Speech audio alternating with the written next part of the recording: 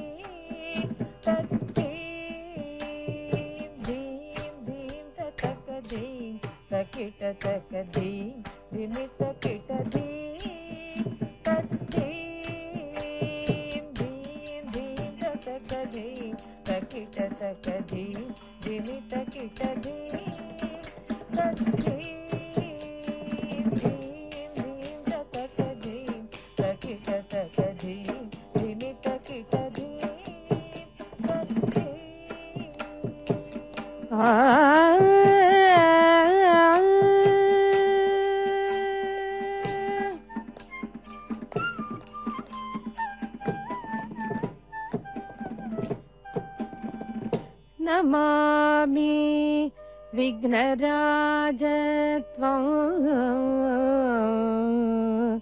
కల్పవృక్షం తలస్థితం. నమామి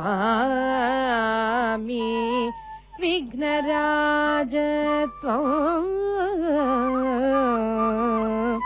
కల్పవృక్షం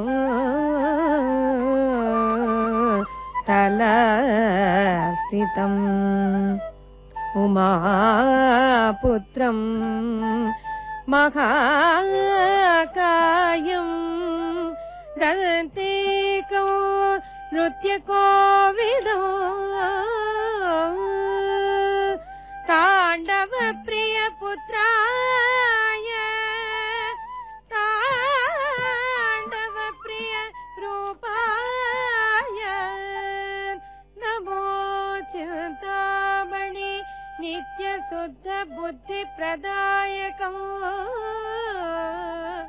నమో చింతామణి నిత్య శుద్ధ బుద్ధి ప్రదాయకం.